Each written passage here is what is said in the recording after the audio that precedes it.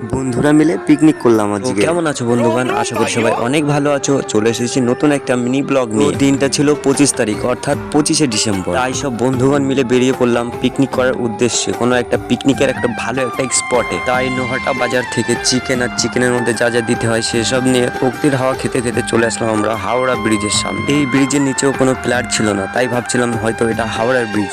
আর এই যে এখানে মাছ ধরার পদ্ধতি, 1 ঘন্টা হেলিকপ্টারে বসে আমরা এখন চলে এসেছি পিকনিক স্পটে। ভাই এই জায়গাটা আমি অনেকবার এসেছি। কদিন আগে যখন বৃষ্টি হয়েছিল প্রচন্ড, তখন এই চারিদিকে জলে জল হয়ে গেছিল। আর এই যে খালটা দেখছো, হ্যাঁ ভাই এই খালটার নামই হচ্ছে সুয়েজ খাল। তোমরা হয়তো অনেক ইতিহাসের নাম শুনেছো, আমি প্রথমবারের জন্য এই খালের সামনে আসলাম, তাই একটু ভাও নিতে নিতে সামনে যাচ্ছিলাম। পেছন থেকে কে যেন বলছিল এখানে কুমির আছে, তাই কুমির ভয় পাবে বলে আমি চলে আসলাম রান্না করার এখানে এসে একটু ভাও নিচ্ছিলাম। এরা কাজ করছিল, আমি দাঁড়িয়েছিলাম, তাই আর বেশিক্ষণ দাঁড়িয়ে না থাকে কড়াইটা চাপিয়ে দিলাম উনুনের উপরে। রান্না শুরু করার আগেই সবাইকে একটা কথা বলতে চাই, আমাদের রান্না বান্না দেখে ভাই দয়া করে কেউ হাসবেন। ইউটিউব দেখে রান্না করছিলাম, তাই সবার প্রথমে আগে আলুগুলো হালকা হালকা লালচে লালচে ভাবে ভেজে নিচ্ছিলাম।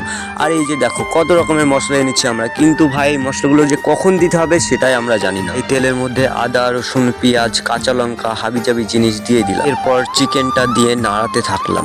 ভাই সেই গন্ধ আসছে, ভাবছিলাম এইভাবেই খেয়ে নিই, কিন্তু খেলাম না, পরে খাবো বলে। তারপর এক এক করে কি সব মশলা দিয়ে দিচ্ছিলাম আমরা নিজেও নাম যায় না। এরপরে আলুগুলো দিয়ে হালকা কষাতে লাগলাম, তারপর একটু জল দিয়ে কি সব দিয়ে দিলাম। আবার কিছুক্ষণ পরে রান্নাটা দেখি কমপ্লিট হয়ে গেছে। তারপর শুভকে আর ইন্দ্রকে খেতে দিলাম, ওরা বললো ভালোই হয়েছে। তারপর কোথা থেকে একটি বাদুড় এসে দেখি আমাদের ডাব পেড়ে দিল, তাই ডাবের রসটা খেয়ে ব্লগটা এখানে শেষ করলাম।